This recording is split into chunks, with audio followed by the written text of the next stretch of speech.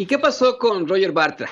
¿Qué pasó con este, pues, considerado intelectual en su momento de la izquierda? Bueno, pues le mencionan al presidente López Obrador que en el Universal, Roger Bartra asegura que él no debate, es decir, que el presidente López Obrador no debate, sino que insulta.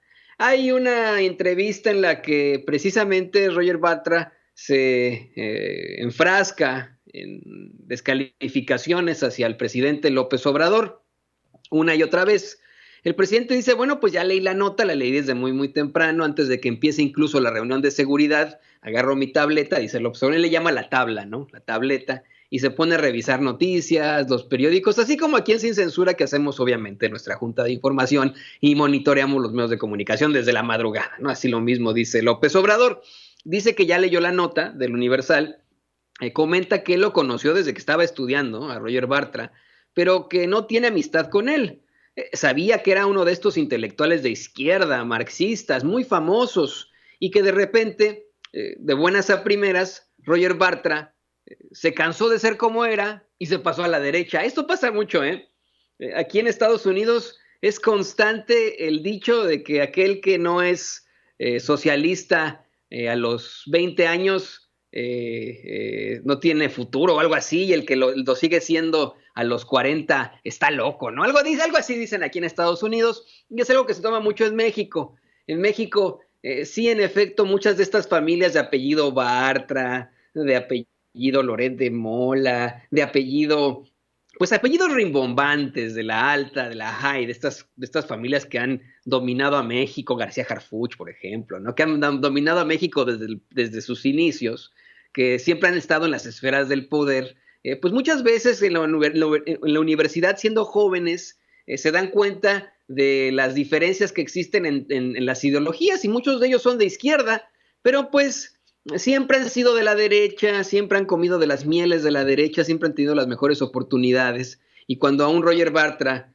pues se le presenta la diferencia entre una Cuba en la que a lo mejor hay ciertas privaciones, a un México en el que puede comer en los mejores restaurantes y obtener cientos de miles de pesos por una columna, como el Milenio, por ejemplo, pues bueno, ya, ahí la izquierda, el marxismo, se va por la ventana volando, ¿no? Así, en definitiva, para estos señores y señoras. A mí me critican mucho, yo no soy marxista, eso lo aclaro, ni socialista, ni comunista, yo me considero progresista. A mí me critican mucho los bots y trolls que trae Frena y que traen todos estas intentonas de decirme, pues tú vives en Estados Unidos en lugar del capitalismo salvaje, tendrías que ser en todo caso de la misma derecha, disfrazado de izquierda. Yo no soy, mire, yo se lo digo, yo me siento más bien progresista, y para serle perfectamente honesto, tienen que considerar siempre estos que nos critican, a los que vivimos en Estados Unidos y que critican a Sin Censura, que los valores fundamentales, la finalidad, los valores más cercanos, más originales de esta gran nación de los Estados Unidos, es la búsqueda de la felicidad y la igualdad, los derechos fundamentales. Entonces, híjole, ¿cómo les explico que por esas vamos, en todo caso, por la igualdad, por la búsqueda de la felicidad, por los derechos fundamentales, y que esto no tiene nada que ver ni con su comunismo del que hablan, ni de su socialismo? Bueno, le digo, pasa con personajes que sí siempre han sido fueron de la izquierda, y que se ponían su pin rojo en la solapa, o se ponían el gorro frigio, ¿no? Por ejemplo, o que alzaban el puño izquierdo en alto, así, o como los republicanos se lo ponían el derecho en la cabeza, ¿no? Y que de pronto, pues cambian sus ideas porque llega la cartera, se les infla la cartera de billetes, y eso hace que cambien sus ideas. Dice el presidente López Obrador que ese es el caso de Roger Bartra, hoy al decir que el presidente ni debate sino que insulta. Dice que tiene que ser muy cuidadoso con el manejo de su lenguaje, pero que en todas las situaciones que ocurren, pero que en todo caso, pues lo compró Letras Libres de Enrique Krause, que a partir de que empezó a escribir en Letras Libres, esta revista de pseudointelectuales, a partir de ahí se volvió defensor del conservadurismo. Yo le agregaría pseudointelectual, así de sencillo. que entiende que no le guste cómo habla ni lo que dice ahí, ¿no? Pero que bueno, que este señor incluso era miembro del Partido Comunista de los años 70 y de repente ya está con Krause, como todos esos intelectuales orgánicos. El presidente les llama orgánicos, yo les llamo pseudointelectuales para ser claros en esto. ¿Por qué nos quedamos siempre en medias tintas? Son pseudointelectuales, así de sencillo. Eso es lo que menciona el presidente López Obrador. Dice, bueno, a ver, ¿quién le hace la entrevista? ¿Se la hace La Jornada a Roger Bartra? La Jornada es, pues vamos, de tradición de izquierda. No, se la hace el Universal. Ah, dice el presidente, bueno, se la hace el Universal. Acuérdense que también recientemente el Universal hace una entrevista a Sergio Sarmiento y pues una vez más le ofrece al dueño de ese medio, al dueño de ese periódico, a Juan Francisco Ili Ortiz, una rica maquita con los de Frena en las inmediaciones del Zócalo capitalino. A ver si quiere ir a darse una vuelta por ahí el señor Juan Francisco Ili Ortiz a protestar en contra del presidente. Hoy, bueno, pues el presidente al concluir esta conferencia dice, a ver, yo no me referí en ningún momento, hace la aclaración, para que no vaya a ser la difícil. Dice, quiero hacer la aclaración que en ningún momento me refería a Enrique Semo, que es otro intelectual, que se refirió a Roger Bartra, para ponerlo así, no a Enrique Semo. Con eso cierra el presidente López Obrador. Le digo, es una conferencia larga, muy interesante. La gente que se conecta con nosotros y que nos pregunta, oigan, ¿por qué se ha terminado tan tarde la conferencia de prensa? Acuérdense, les insistimos en esto, México el fin de semana cambia al horario de invierno. En estos momentos son las 9:33 de la mañana, hora del centro de México, 10:33 de la mañana, hora del centro de los Estados Unidos, para que no la agarren en la curva, ¿no? Pero bueno.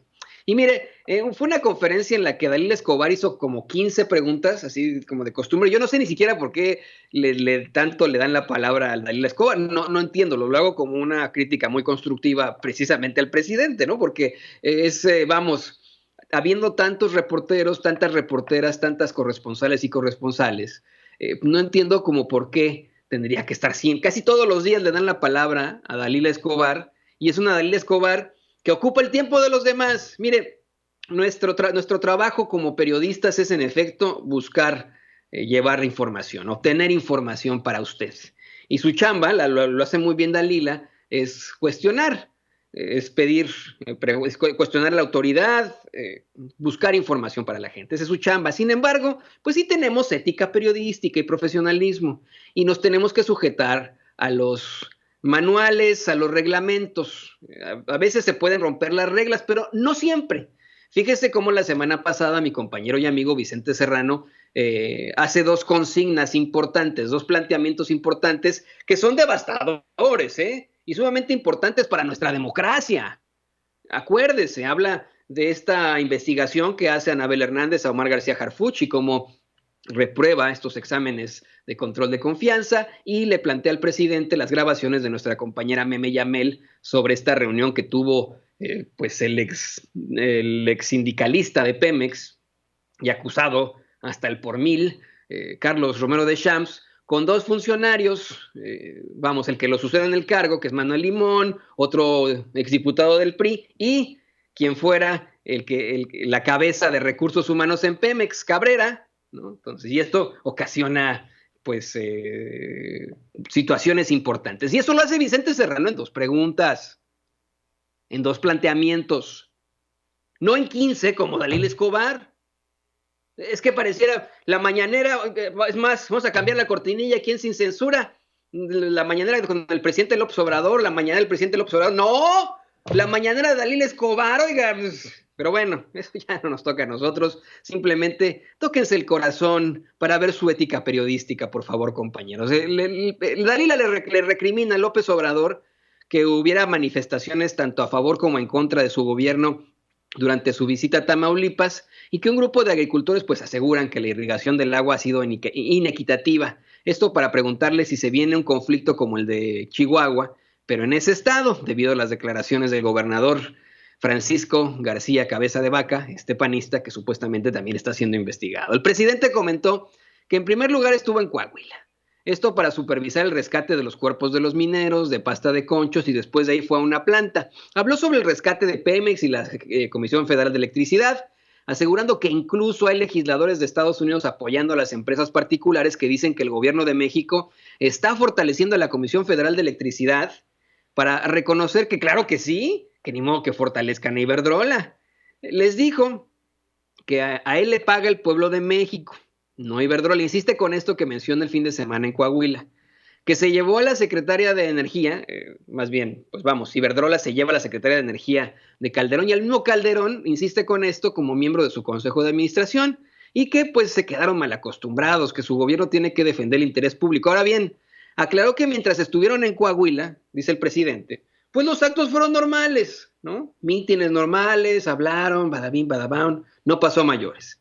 Pero cuando fueron a inaugurar obras en el muy complicado Tamaulipas en estos momentos, en el estado gobernado por el Partido Acción Nacional, así como Chihuahua, desde que llegaron, comenzó a haber como 20 o 30 autobuses, es decir, autobuses de acarreados, y que se desató un ambiente de mucha pasión entre manifestantes tanto a favor como en contra, pero que él lo que agradece es que estos acarreados son respetuosos, que uno que otro es irrespetuoso, por decirlo así, pero que en la mayoría son respetuosos, que lo único que dijo es que a pesar de las diferencias que tienen con el gobernador de Tamaulipas, Francisco García Cabeza de Vaca, que son públicas y notorias, pues su gobierno va a seguir apoyando al pueblo en ese estado y tan tan. Dice que tan pronto se fueron a Monterrey, Nuevo León, se reunió con Tatiana Cloutier, con la tía Tatis, y que saliendo de la reunión, dos periodistas, yo lo pongo entre comillas, se le acercaron para preguntarle cómo le había ido en Nuevo Laredo. Eh, Así, ¿no? Y pues el presidente dice, muy bien, a pesar de la gente que movió Alejandro Junco, el dueño de Reforma y el Norte, y que en ese momento se acabó la entrevista. Yo le explico cómo sucede aquí, cómo es la situación. Pues obviamente estos dos reporteros, estos dos periodistas, son del periódico El Norte, ahí en Nuevo León. ¿Quién es el director del Norte y de Reforma? Alejandro Junco. Si de pronto llegan dos reporteros a hacerle una pregunta a una persona sobre, no sé, en algún tema en especial, y esta persona responde, sí, no sé, ¿no? Como no ha pagado, por ejemplo, sus impuestos, sus miles de millones de impuestos, Ricardo Salinas Pliego, si estos dos reporteros son de TV Azteca, pues acaba la entrevista ahí, simple y sencillamente dejan de hacer preguntas. No lo van a poner en su medio de comunicación, ¿verdad?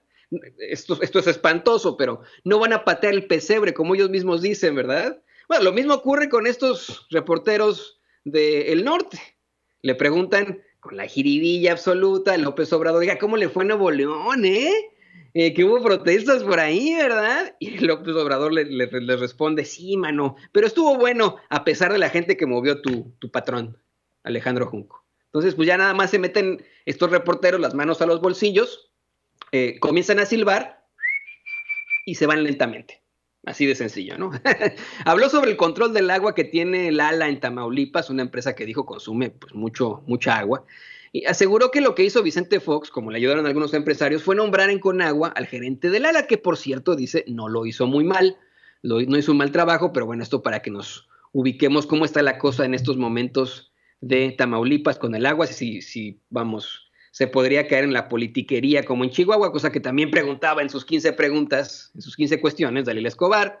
El presidente le responde que podría ser, pero que la gente ya no cae en esa maniobra, que por eso explica este tipo de situaciones en la conferencia mañanera. Antes, dice, no se sabían este tipo de situaciones, los potentados tenían el control casi absoluto de los medios de comunicación y nada más era una versión, que por ejemplo la versión de Reforma es que había protestas de Frena en Tamaulipas. El presidente dice, no, los de Frena eran poquitos, estos eran los otros. Y me imagino que se refiere a Frena 2, al sí Pinochet, perdón, al sí por México, ¿no? Entonces, a lo mejor a eso se refería el presidente López Obrador, así de sencillo. Le digo, en una de estas tantas preguntas de Dalila, cuestiona al presidente si no considera en estos momentos reforzar su seguridad ante estas protestas que enfrenta en Tamaulipas. El presidente le dice que no, porque la gente es buena, que son pocos los malos de Malolandia, que le pueden llevar acarreados y así lo dijo, claramente, que le llevaron acarreados a aplaudirle al gobernador Francisco García Cabeza de Vaca, pero pues nada más van y le aplauden y ya, que a él lo respetan, que agradece mucho a la gente que lo cuida.